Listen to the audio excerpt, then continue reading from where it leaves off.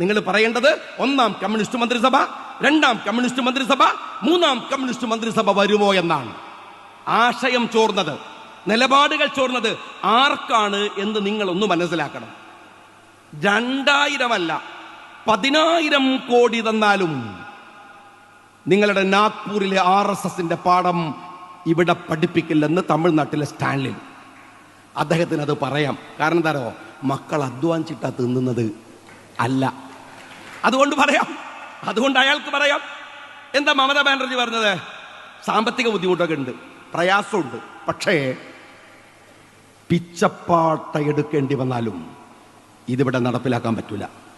ആ മമതയുടെ തലമുടിയുടെ ബലം നിങ്ങളുടെ മുഖ്യമന്ത്രിയുടെ നടുപ്പുറത്തുണ്ടോ എന്ന് CPM-കാരൻ ഒന്ന് പരിശോധിച്ച് നോക്ക്. ഞാൻ അത്ര പറയുള്ളൂ. ഇനി ഒരു ഡയലോഗ് ഞാൻ പറയാം. അതിങ്ങനെയാണ്: ഇവിടെ NEP അംഗീകരിക്കും, SIR നടപ്പിലാക്കും, ഖഡ്ഗേവാറിനെ കുറിച്ചും സവർക്കറെ കുറിച്ചും ഇവിടെ പഠിപ്പിക്കും, ഗാന്ധിജിയെ മറക്കും, നെഹ്റുവിനെ മറക്കും, അബുൽ കലാം ആസാദിനെ മറക്കും. ഞങ്ങൾ പൗരത്വ രജിസ്റ്റർ കൊണ്ടുവരും. ആത്മവിശ്വാസം തുളമ്പുന്ന ഈ വാക്ക് കെ സുരേന്ദ്രന്റെ പത്രസമ്മേളനമാണ്.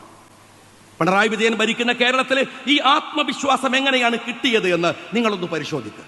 ഞാൻ നിങ്ങളോട് പറയട്ടെ, തട്ടമിട്ട മുസ്ലിം പെൺകുട്ടിയെ ചേർത്തു പിടിച്ച് ഫോട്ടോഷൂട്ട് നടത്തുന്ന ശിവൻകുട്ടിയെ കാണുമ്പോൾ തരളിതമായി പോകുന്നവരോട് ആ തട്ടത്തിന്റെ മറയത്ത് കാവി പുതച്ച് കിടക്കുന്ന CPM-ന്റെ ഭീകരത കാണാൻ മറന്നു പോകരുത് എന്നാണ് എനിക്ക് നിങ്ങളോട് പറയാനുള്ളത്.